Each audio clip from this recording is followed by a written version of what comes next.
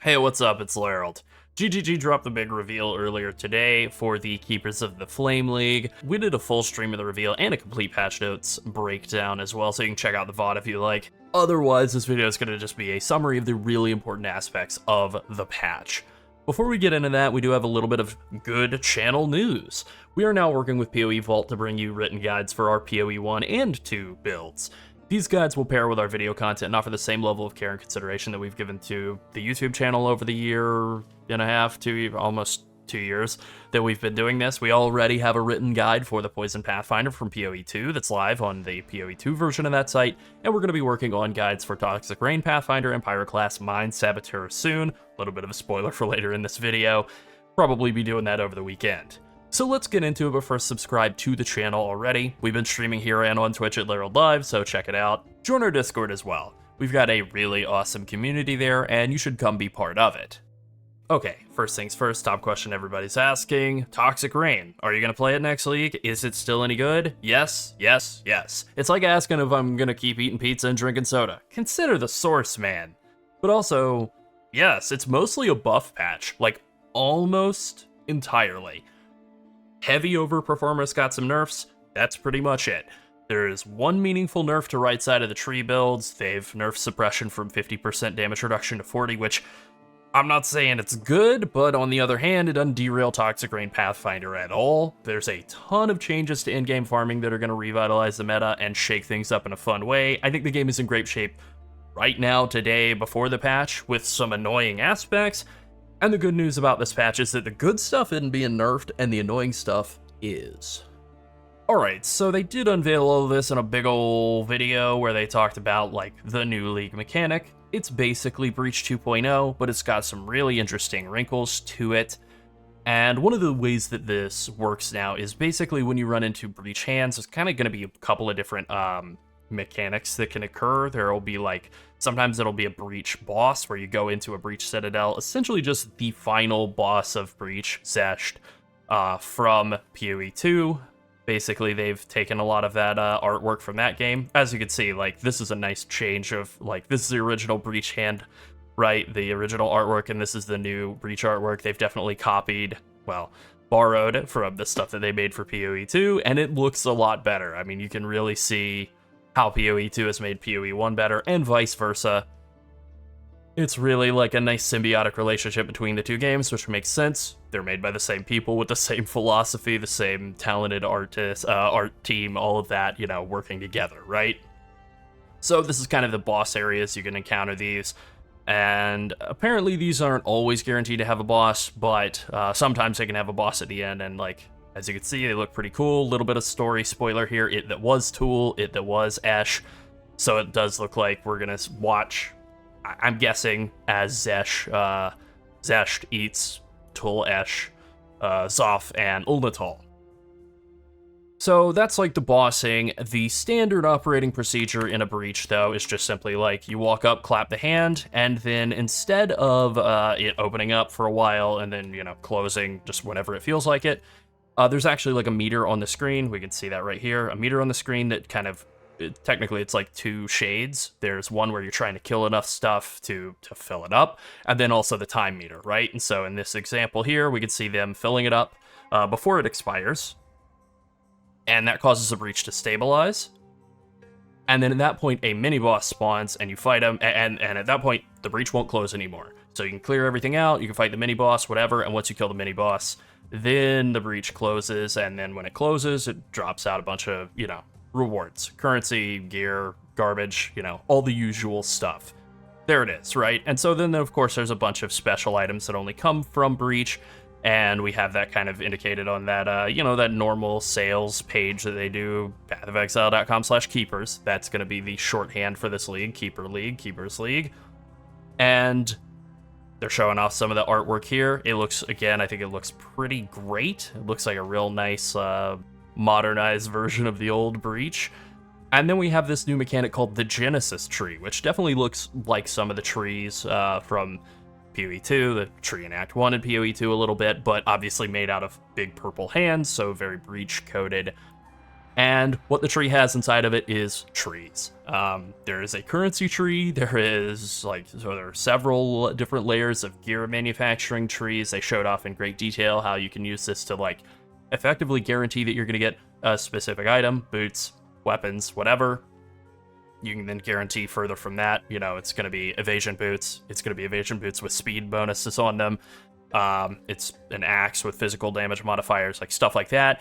There are several other different things in here. One of them is this ability to modify unique items in a really interesting way, which they have demonstrated maybe further down the tree. Here we go. They demonstrated that in the press kit, so you can see like a quill rain, for example, instead of the usual increased projectile speed, it is capable of being like modified to have increased area of effect, or instead of that 2 mana per enemy hit, just you're able to use bow attacks regardless of your mana being out.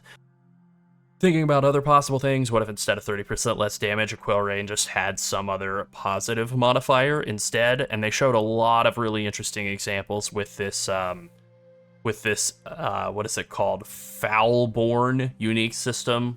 The red dream here is another really good example. The modifier that this is replacing is basically fire resist. Passives granting fire res in the radius would also grant chance to generate like endurance charges on kill. That stinks. This instead makes them also grant max life at 100% of its value, in addition to fire res. Like, that's insanely good. This one was changed to be just total damage reflect immunity out of an Esh's Visage. Like, there's a lot of potential here. We'll figure it out once we get into the game and actually get a chance to play around with it. Then they also showed off a bunch of new skill gems, and they have a few new attack gems for bows, but mostly it was a wand attack, like fiesta display of just a ton of really awesome wand attack skills. This one in particular really stood out to me as being super awesome, this Kinetic Rain. I really find that to be quite interesting. Just aesthetically, and I've never really been a big wand attacker, but this is kind of like, this got me pretty hyped up, so definitely not going to be the league start choice. You know, we'll see how this works out, but boy, I could see playing this as like build 2 or 3. My god, look at how dope that is, right?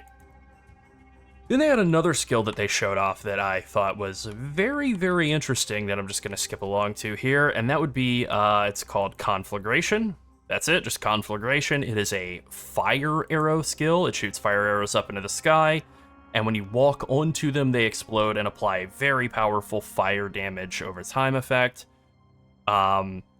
It's really, really strong, and we do have a like a tooltip for the damage bonus on that, so we can kind of take a look at that here. And that would be this bonus right here. Deals 2625 base fire damage per second at level 20. Base duration of the arrow sticking in the ground is 6 seconds. It fires 3 projectiles, converts 100% of fizz to fire. Modifiers to proj damage apply to the dot effect. And then the final couple of lines there, the base debuff duration is 4 seconds. So that would be the fire damage over time debuff is a 4-second base. And then also the explosion does like more damage with hits. So I think the idea of trying to build this in the same way that you would like Toxic Rain, just to show off Toxic Rain by comparison, Toxic Rain does 2300, or I'm sorry, 238 base chaos damage per second at level 20, which is not a lot. This is why you try to get 5 pods overlapping, so you're getting 238 times 5, and then you're getting a bunch of other multipliers, and that's obviously per shot.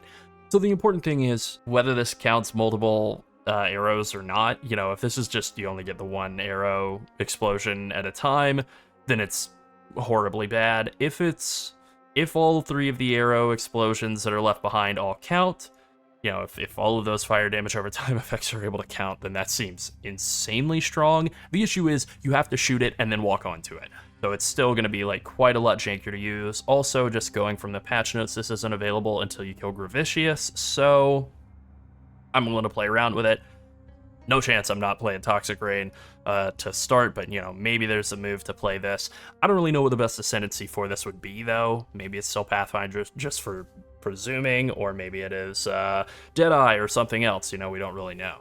Then they also unveiled 10 new Bloodline Ascendancy classes. Technically, they only unveiled 3, so we have, all of these to look at. Basically, these are things where you could spend some of your regular Ascendancy points in one of these trees instead. You're only able to take, 1 Bloodline Ascendancy, and then, your normal class ascendancy, but for classes that only maybe have 6 or 4 really good points, there's potential to spend 2 or 4 points into one of these Bloodline ascendancies. You unlock them by killing in-game bosses. The Oshabi one that a lot of people have been pointing out looks really nice, and I do think this could be really good for Pathfinder, especially once you have a fair amount of gear. You might take this instead of, I'm blanking on the name, but the bonus for Pathfinder that gives you increased effective magic effects, magic flasks. You might just simply drop that once you start using a handful of unique flasks at in-game, and take this instead, get 2 rage on attack hit, and then 50 as your max rage, lose all rage on hitting max rage, but then you gain adrenaline, and that lasts for, if you don't have any other sources of max rage, 5 seconds. That's pretty good. You know, getting rage is just straight more attack damage. That does apply to Toxic Rain.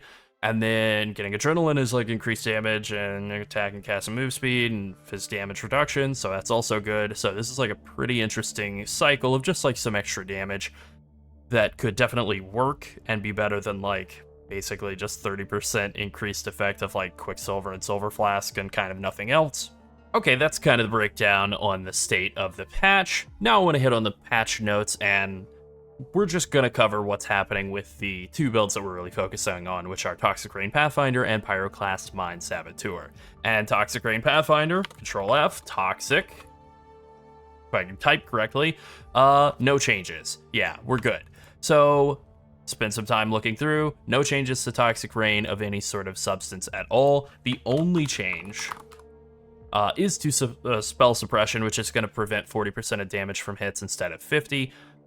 You know, this isn't amazing, but there is this new set of grafts, the graft system, and we'll see what they all look like ultimately. But this one that they showed off in the Keeper's page, it grants this buff, Heart of Flame. Basically, it's like a souped-up version of Molten Shell or Steel Skin, where you get, you know, this insane damage shield, I suppose. 80% of damage taken from the buff, you know, happens before your life or energy shield. It can take up to 4,500 damage, and then it's a 20-second cooldown and a base 8-second duration, and it just automatically triggers whenever you're below max health. So, huge availability on this, and this just is like a straight defensive gain. So we'll see if there are other defensive options, but I think that more than compensates for the loss of spell suppression happening, since it helps you with physical damage, you know, any kind of damage at all, right? I think Pathfinder's in great shape, and there are effectively no changes to Toxic Rain. Now, Pyroclast Mine Saboteur did get a bit of a buff here, and that kind of comes in 2 phases. One, Saboteur didn't really get any meaningful changes, 40% cooldown recovery instead of 30 out of like clockwork. I don't really care about that.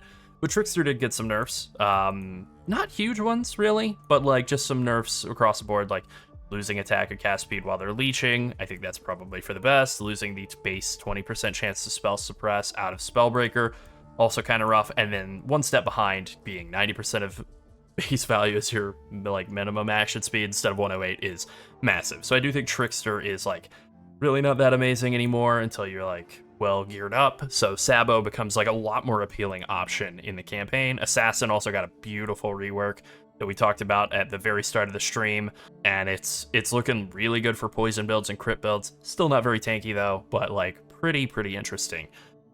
But Pyroclast Mine of Sabotage and Pyroclast Mine just regular now have 35% more damage at all levels, which is a lot. And it fires an extra projectile for every 3 mines in the detonation sequence instead of every 4. So an average detonation sequence on a boss is going to be like anywhere from like 16 to 20 mines at a time. So if you had 20 mines, you might have gotten 5 extra projectiles by the end. And now you would get 6. If you had 18, you would get 6, right? So this is just a straight upgrade. The thing about Pyroclast Mines is that it no longer has flat fire damage to hits added against enemies that are near the mines, which sounds like a really big nerf to Pyroclast Mine. However, because of the way that it works and the way that you detonate the mines to make them explode, and then that debuff or that buff that they're providing, the aura that they're applying to nearby enemies is fading as you're blowing up each of the mines and getting more projectiles per mine, you kind of didn't get the full value out of what admittedly is like a really large flat amount of added damage. Like if we just look at Pyroclast Mine, you can see each mine adds 1 to 12 to 2 to 18, up to 96 to 901. flat added fire damage. Like, it's very large. The issue is that the best way to use Pyroclast Mine, especially Pyroclast Mine of Sabotage, was actually to throw like 20 of them or whatever around an enemy, and then use other spells and never blow them up. This was obviously very stupid. So instead what they're doing now is they are adding fire exposure that doesn't scale with the number of mines. You just have to have one mine nearby, and then you get that fire exposure, and then instead they're giving them, like I said, 35% more damage, more projectiles, 110% added effectiveness of damage instead of 80%. Pyroclast Mine of Sabotage, I think it's just a baseline of 100, still getting the 35% more damage and the 3 projectiles, but the new aura is 25% negative fire res instead of 15. So if I pull up Pob here and just show off a couple of things, Demo Specialist for Saboteur gives 150% increased effective auras from mines. If you take one of these bonuses, for the Mine Mastery, 30% increased effective aura from mines, that puts you at like 180% increased effect, along with the, baseline 100%. So that means that Pyroclast Mine, with all of that stacked up, 15% times 2.8, is 42% minus fire res on enemies out of regular Pyroclast, and 25 times 2.8, 70% minus fire res out of Pyroclast Mine of Sabotage, in addition to the 35% more fire damage and the additional projectiles, and also just not needing the annoyance of having to have a bunch of these mines down in order to make enemies take more fire damage from your attacks, from like this flat stacking buff here at the end of the tooltip. So this is a straight improvement to Pyroclast Mine as it's intended. It feels like a big fat buff, and this is a build that I really, really like playing at League Start with no budget anyways, and now it's just even stronger than it was before, so we're super hyped about that. We were kind of on the fence about whether we'd make a guide about it, didn't expect to see it get buffed, much less like get a big fat buff, and just like a quality of life improvement as well, but since it has, we're going to be doing that. And that is great. Okay, if you want to hear all of our full thoughts on all of the patch notes in their entirety, you should check out the link to our recent stream in the description. It will link you to the point where we start talking about the patch notes. It's still October, so it's spooky movie recommendation time, and this time we're going with a personal favorite, Exorcist 3. Brad Dourif is my favorite actor, and I think this is probably the best performance of his career, maybe other than Deadwood. Exorcist 1 I would also recommend, just a good movie. Do not watch Exorcist 2, I'm telling you this as a friend, don't do it to yourself. Alright, that's it. Be sure to like and subscribe if you enjoyed this video, and join the Skipping Sleep Studio Discord and become part of our community. And finally, thank you to all of our channel members. If you want to support us so we can keep making more PoE content, become a channel member or come boost our Discord. Thanks for watching. Bye.